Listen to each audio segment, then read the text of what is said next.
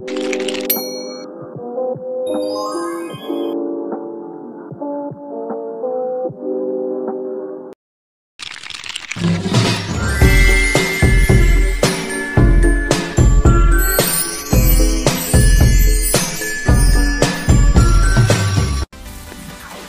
guys, Assalamualaikum warahmatullahi wabarakatuh. Perkenalkan, nama saya Mila Amelia dengan NIM 220943, kelas RA3 Manajemen, Fakultas Ekonomi dan Bisnis, Universitas Primagraha. Saya di sini akan memaparkan materi tentang bisnis internasional dengan dosen pengampu Ibu Adisya Maya Andara MM untuk memenuhi tugas ujian akhir semester. Baiklah, langsung saja. Hal yang akan dibahas yang pertama adalah latar belakang. Bisnis internasional muncul sebagai respon terhadap kebutuhan perusahaan untuk memperluas pasar, mengakses sumber daya global, dan memanfaatkan peluang ekonomi di berbagai negara. Perkembangan teknologi, globalisasi, serta integrasi ekonomi antar negara telah mempercepat pertumbuhan bisnis lintas batas, menjadikannya elemen penting dalam perekonomian global.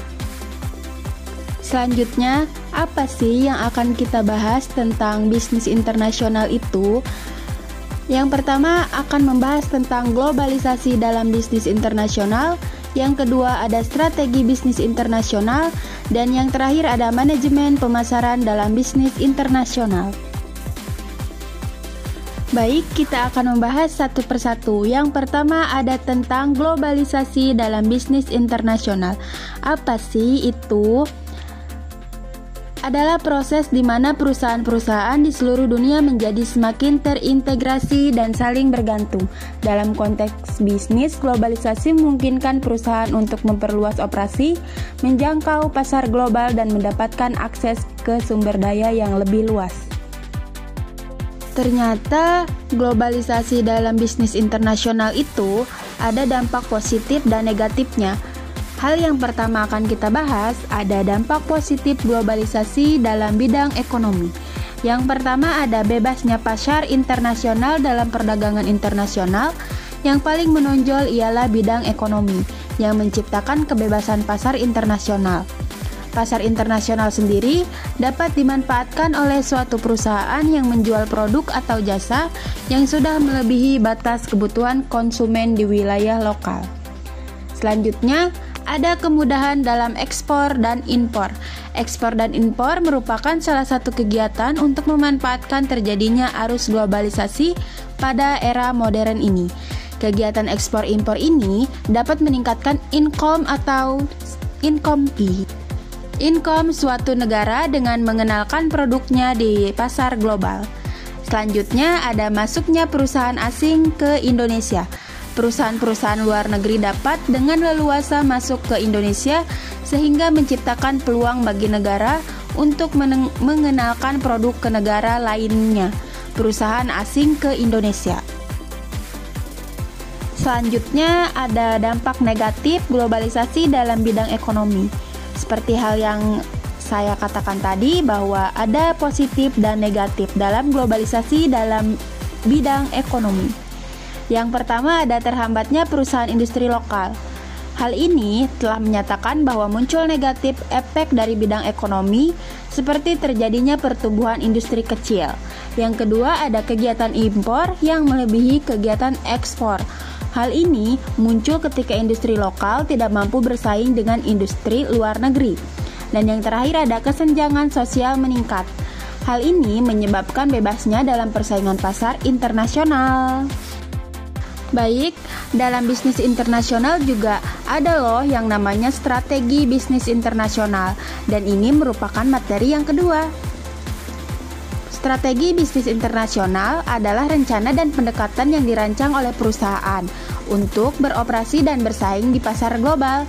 Strategi ini mencakup keputusan mengenai ekspansi ke negara lain, penyesuaian produk atau layanan terhadap kebutuhan pasar lokal, pengelolaan operasional lintas budaya, serta optimalisasi sumber daya global guna mencapai keunggulan kompetitif. Tujuannya adalah menciptakan nilai tambah bagi perusahaan dengan memanfaatkan peluang dan mengatasi tantangan dalam lingkungan bisnis internasional. Ternyata ada loh poin utamanya. Poin utama yang pertama ada penilaian pasar internasional. Ini adalah analisis peluang dan tantangan di pasar global, penilaian permintaan konsumen, regulasi dan budaya lokal. Yang kedua, ada strategi masuk pasar. Memilih metode masuk seperti ekspor, lisensi, joint venture, aliansi strategis, atau pendirian anak perusahaan. Dan yang ketiga, ada adaptasi produk atau layanan. Menyesuaikan produk atau layanan dengan kebutuhan pasar lokal sambil mempertahankan kualitas dan identitas merek. Dan selanjutnya juga ada loh contoh dari strategi bisnis internasional. Apa sih contohnya itu? Yang pertama ada penetrasi pasar global atau ekspor dan impor. Contohnya, perusahaan fashion seperti Zara yang memasarkan produk mereka ke berbagai negara dengan strategi ekspor sekaligus membuka toko fisik di kota-kota besar dunia. Yang kedua ada adaptasi produk. Contohnya seperti McD menyesuaikan menu di setiap negara seperti menyajikan McD Elotiki di India yang sesuai dengan preferensi vegetarian mayoritas. Yang ketiga, ada aliansi strategis atau joint venture. Contohnya seperti Starbucks bermitra dengan Tata Global Beverages untuk memasuki pasar India, memanfaatkan jaringan lokal Tata untuk memahami preferensi konsumen. Nah, ternyata kita udah ada di materi terakhir nih. Materi terakhirnya adalah manajemen pemasaran dalam bisnis internasional. Apa sih? Itu tuh proses perencanaan, pelaksanaan, dan pengendalian strategi pemasaran untuk memasarkan produk atau jasa di berbagai negara. Proses ini melibatkan analisis kebutuhan pasar global, penyesuaian produk atau layanan terhadap budaya dan preferensi lokal, serta layanan terhadap budaya. Pemilihan saluran distribusi, komunikasi, dan penetapan harga yang sesuai dengan kondisi pasar internasional. Dan juga ada loh poin utamanya. Ternyata poin utama dari manajemen pemasaran itu yaitu yang pertama ada riset pasar internasional. Analisisnya ada kebutuhan, preferensi, dan perilaku konsumen di berbagai negara.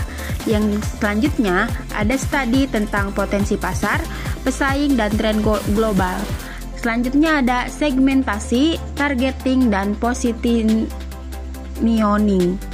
Yang selanjutnya ada segmentasi pasar berdasarkan faktor geografis, demografis, psikologis, atau budaya.